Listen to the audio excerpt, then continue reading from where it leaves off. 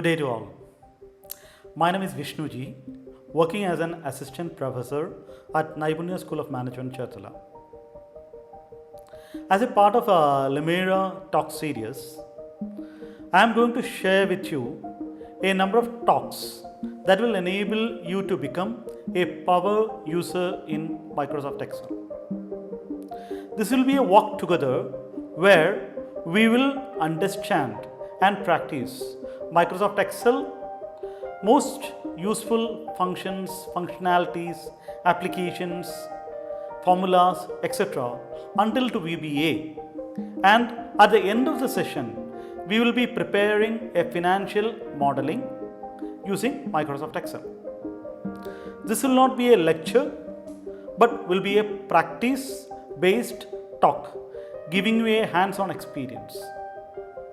Here, I am doing this talk on the go without much structured preparations because I feel we need to have a natural sequence and natural environment that a prepared presentation will not give us.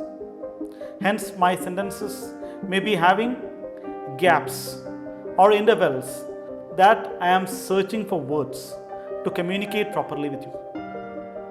Let us start. Microsoft Excel formulas to financial modeling. The basic objective of this talk series is one, to enable you to understand the basic concept of Microsoft Excel. I will not be talking about the basic Microsoft Excel, what is the menus, what is the charts and all. But here I will give you an overall idea about Microsoft Excel, its functionalities, formulas, functions, VBA, charts, pivot tables, etc. etc. If you follow this talk show, I am sure at the end of the talk show, you will become at least a power user or a Microsoft Smart user, Excel Smart user. The basic idea of automation will be given to you. You will understand how we can do a VBA programming in Excel. And at the end of the course, as I told you before, we will be doing a financial modeling using Microsoft Excel. So, what is an Excel? You all know what is an Excel. It is really a worksheet, a group of workbooks or a workbook, a group of worksheets where you can use having graphical tools, you can have graphical representation, you can have data analysis, you can have data validation, you can have VBA. Okay, what all we will be covering in this session on this talk show? It will be a series, multiple part. What will be covered is formulas. It will be both fixed as well as relative formulas, linking of sheet with files and workbooks, functions, most commonly used like sum, average, count, len, mid, max, data validation, HLOOKUP, VLOOKUP, if, SUMIF, COUNTIF, COUNTDAY, etc. Filtering of data, freezing panes, conditional formatting, grouping, subtotaling, charts, all type of charts, error handling, pivot table, macros, VBA, and finally the financial modeling. It will not be a single part, it will be a multiple part. I will not be spoon feeding you, I will go through you, you will be walking with me, you will be seeing me how I am going to do it, and you have to practice it and become an expert at it. Okay. The first thing what we are going to cover today is formulas. Before that, let me, you should have some idea about what is a formula and how a formula works. Formula is an expression that calculates values in a cell or in a range of cells. So what is a formula? Formula is something, for example, you are giving a sum formula. What does it do? It sums whatever the input range you are giving. Before doing a formula, you should understand the basic concept of a formula. In arithmetic formulas, there is a precedence, how the formulas are calculated. You have studied in your classes, small classes, what is called a BODMAS. What is BODMAS? BODMAS means it is a series how a calculation should be or a formula should be done. BODMAS means bracket. That means the first thing that Excel does is what is inside a bracket. Then the division happen, then multiplication happens, then addition happens, and then subtraction happens. You should have always in mind that formulas work in a BODMAS precedence. And you should understand formulas can be done only on numeric values. You cannot do formulas on strings or characters or weights or sentences. Formulas are for arithmetical or mathematical operations. And you should understand the basic structure of a formula. A basic structure of a formula starts with a equal to, then start with the formula name or sum or whatever it is, then starts a bracket. Inside the bracket you give the input sequence and close the bracket. Okay, this is just for a preview. After the formula we will be going for functions. We will start to understand things by doing a invoice. You know what is an invoice? Invoice is a bill or something that you get while you go to a shop. Your invoice has a structure. That means invoice will start with the name of the organization. Then it will have the date of the invoice. It will have an invoice number. It will have a customer name. Then it will have serial number, name of the product, quantity, rate, amount, and if something like a discount, tax, etc. etc. So let us start by doing an invoice. I am going to do an invoice. You will be seeing my screen. Please follow the screen. Okay, I am doing an invoice right now. Now we are making an invoice. It's a format. I'm putting a thick border here. I'm just merging the top 3 rows. Merge and center. Here I'm giving the heading for the invoice, the shop. Let me put the shop name as a Bata Shop. Then I'm putting the address. It's near Junction, Circle. Once we do a line in Excel, in a cell, it comes as a line. But here, for the invoice, what we need is, we want it to come as different lines. We want the name of the shop to come on the top, the address to come later. To do that, what we have to do is, wherever we want the line to split or to come down, we go there and press Alt, Enter. Okay? Wherever you want to make it down, press Alt and Enter. Now you can see that it is. So what you have to do is, you have to press Alt plus Enter key to make multiple lines in one cell. Okay. Here I want to make a Bata Shuma to be bigger. I go there, select it, and make it bigger and bolder. So you have the name of the shop and the address. Then you will have an invoice number. Then you will have a date for the invoice. Then you will have a customer name. Then the invoice format comes. You will have a serial number, name of the product, then quantity,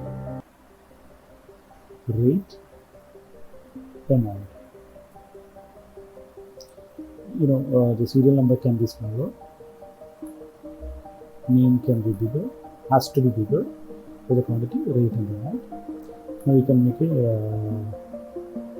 border for this so that it looks like an invoice. What you usually see in any shops. Now we have a format of an invoice.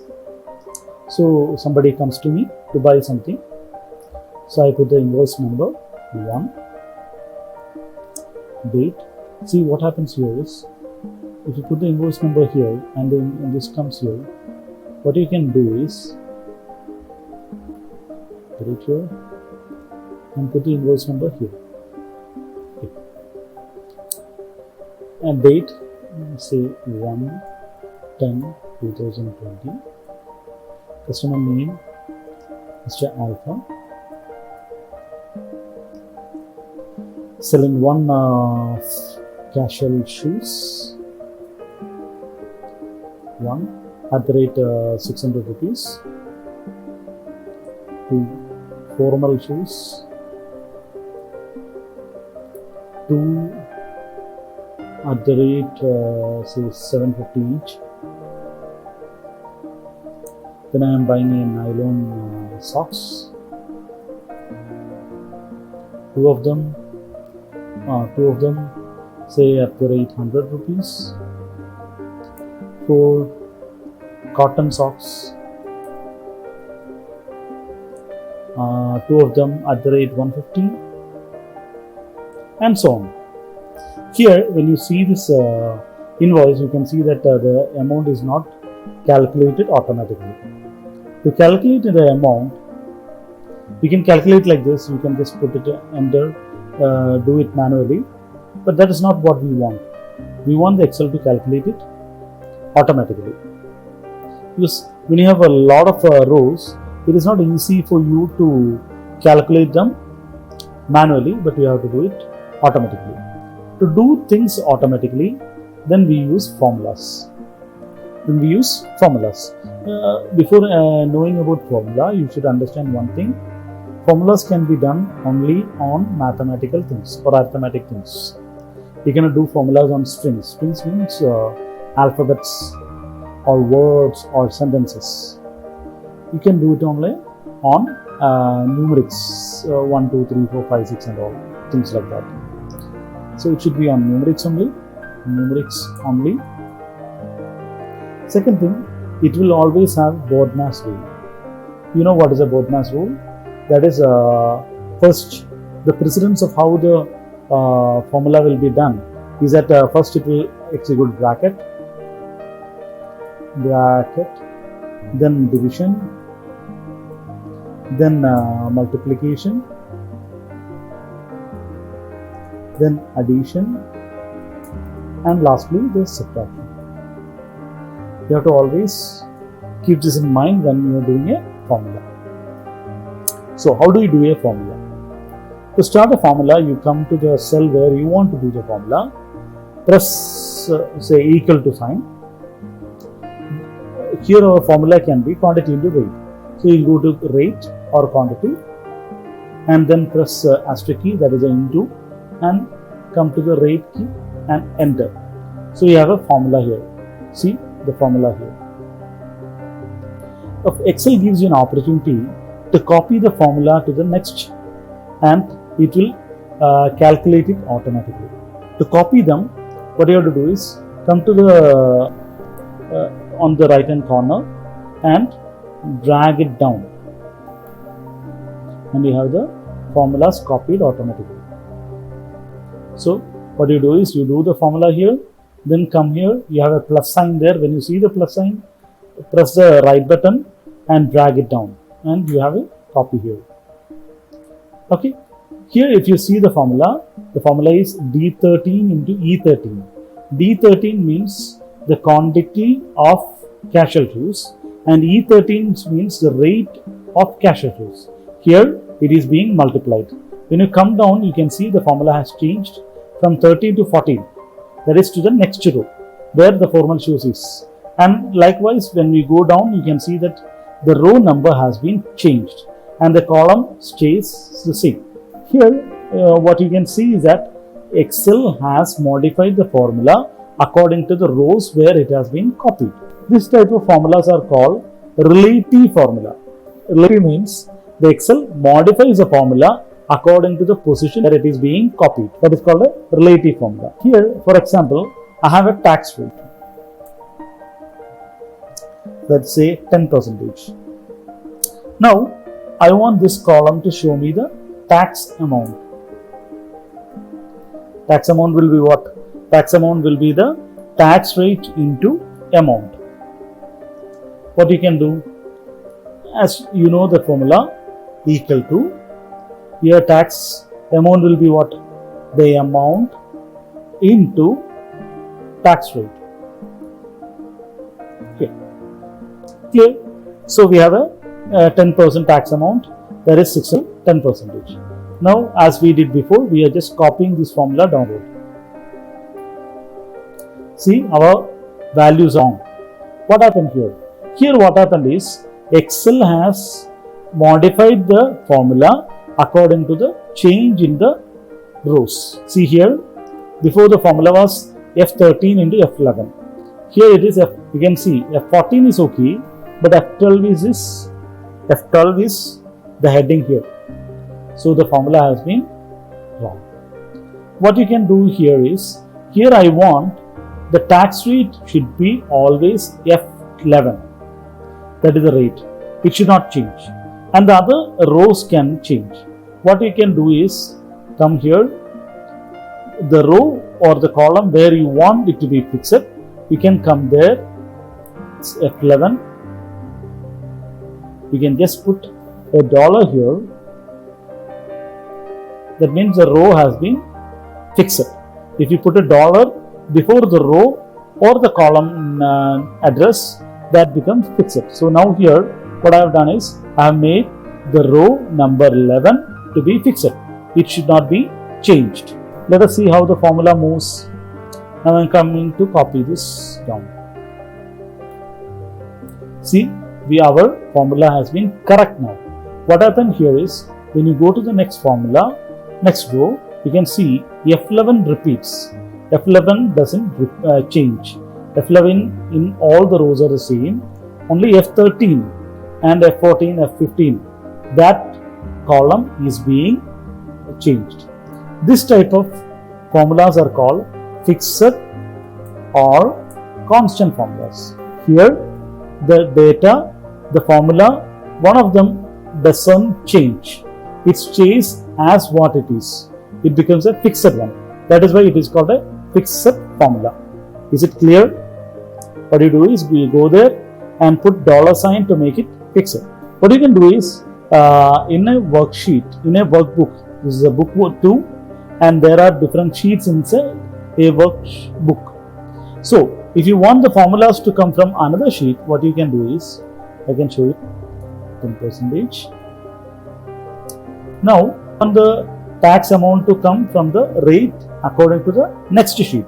So, how do you link a sheet? What you do is, you put formula, take the tax amount here, then put the into sign, then go to sheet 3 and select the column or the cell where the tax rate is. I select it and press enter. See, the tax rate has come in. Now we want to make it fixed. What you do is, you make them, the column as well as the row fixed. Now when we copy it down, you have the formula copied in. You can see whether it changes or not. Here I am now changing it to 20% and nothing changes. But when I am changing it here, 20%, and see, the amount has changed. This is how we link between sheets. So I think you have understood how to link between sheets or make formula from multiple sheets. So this is how we make a formula. Now we will see how functions work. Functions are built-in formulas. These formulas are already built into Excel and you are just calling them.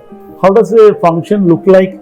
Function always look like, for example, I am putting a sum function, the function name, then a double quotes. Here double quotes, double bracket, sorry, not quotes. It's opening bracket and closing bracket. What does the bracket means that?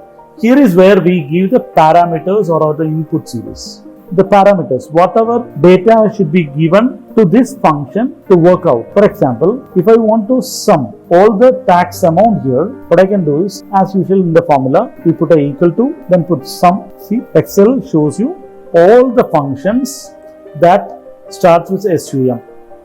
Okay, that is called an IntelliSense. Then you start the bracket and where your input data is. The input data are here. You select the input data and put the closing bracket and enter. Now we have the total here. Why we are putting a formula or a function here is if there is any change in the value, it automatically calculates. See, we can see if you change the value to 4 and the number changes here. Are you getting me? This is how we do a function. And likewise what we did for formula, this can also be copied. Come here and copy it if you want. Are you getting me? This is called a function. There are different type of functions. The one we have seen is called sum function. There is another function called average. If you want to see the average of this invoice, what you can do, average tax amount of this invoice, you put an equal to, put average, IntelliGen shows it, start the bracket and select the input area and it shows you the average of the invoice. Then there is something called count. What does count do is counts the number of items, number of rows where data is there. For example, I am counting how many rows are there with the data.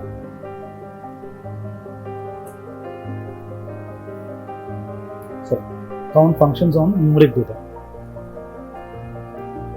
How many numeric data are there in this? See, you have 4 data. Are you getting me? But if you're putting, see here, this is called a count. How many numbers are there? If you want to see how many rows are there that are not empty, that means it can be numeric, it can be special characters, it can be a string or anything, then we have to do something called a count E. It shows here, counts the number of cells in the range that are not empty. Come here and put that. It shows you 6-1. Are you getting me? The first count shows number of rows with numeric value, numeric or whatever it is. Count a number of rows that are not empty. Is it clear? These are some of the functions. There are something called minimum, maximum, min, max. It's all easy function. What you can do is, which is the lowest amount in this invoice. How to find it? Equal to min. Take the min and go from here. It shows the lowest amount is 300. If you want to see the highest one, you put a max.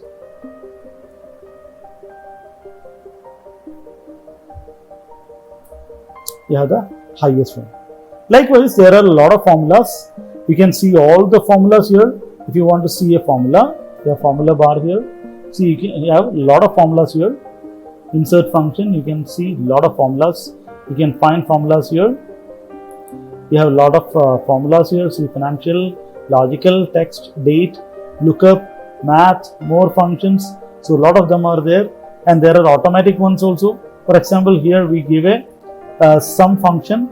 Instead that you want to do a function automatically, you can just put a AutoSum and select the data, it will automatically sum that. See, you have that.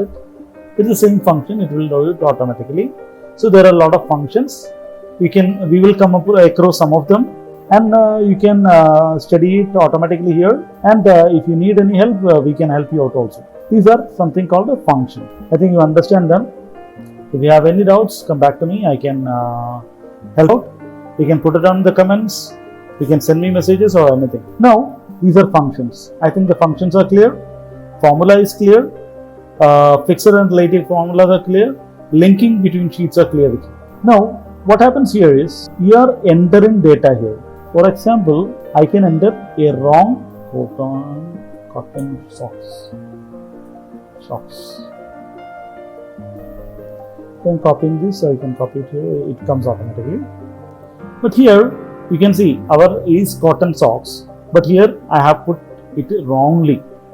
What happens is this can create a lot of problems, because this can be taken as a new item, or it cannot come in a total value. So there are a lot of problems inside this. To rectify this type of things, there is something called data validation. Data validation. What it does? Data validation, it validates the data what you are going to input. You can restrict the data what you are going to input into a area. For example, data validation is done like this. Go to data, where you want to do a data validation. For example, here I want you to enter only numeric value. What I can do? I go to data validation. You can see data validation here. It's from the data menu. Go to data validation. Data validation. Here we can put, for example, in this I don't want any value, but I want only numeric value. I can put a whole number. It can be between or equal to or less than, greater than. What I can do is greater than 0. Whole number greater than 0. I can put an input message if I want. Please enter a number greater than 0. I can put an error alert. I can say enter only whole numbers. Okay. Now see, when I come here, it shows me please enter a number greater than 0. If I am trying to enter anything like string, what happens? It shows me an error, enter only a whole number. And it doesn't go, it go back to the same step. If I am trying to enter a decimal, what happens? It shows me the same. But if I am entering a whole number, what happens? See, it allows me to enter. This type of restriction can be done through something called a data validation. Okay. Why do we need data validation? If I want to clear the data validation here, come to data validation, clear validation, clear validations or come to validation and allow any value or clear all. You can do anything and it's clear. Now we can enter anything here, nothing happens. There is no validation at all. But why do we need to study data validation in an invoice? There are different things. For example, in the quantity, I want you to enter only whole numbers. I can select all of them. Data validation, only whole numbers greater than 0, because quantity cannot be 0 or quantity cannot be point, so it needs to be. So if I am entering anything here, it shows me the value is found. One way this is what we want to do. But more than that, what we want is, we want the product to be a selection instead of typing in. What I can do is, I'll select this thing for our convenience. I'm going to another sheet. It's called a product sheet. Product sheet or product data. Here I am going to put a product name, weight, stock, that much. I'll copy what I have in. What I will do is I will take from here. I'll copy.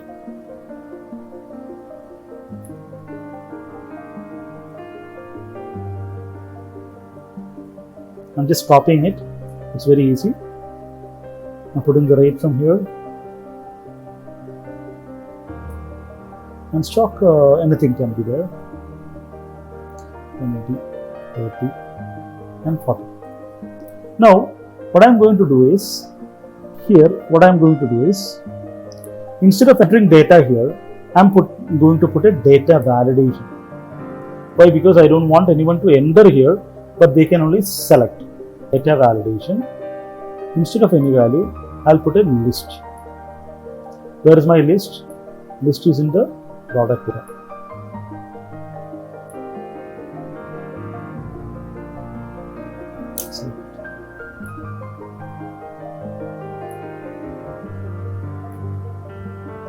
Now, when you come here, enter, you can select only data here. Instead, if you try to enter a wrong data, Catan socks, what happens? It will not allow you to enter. This way, you have an option to select any data so that it can come automatically. This is called data validation. So you don't have to enter data, instead you can select the products what is there.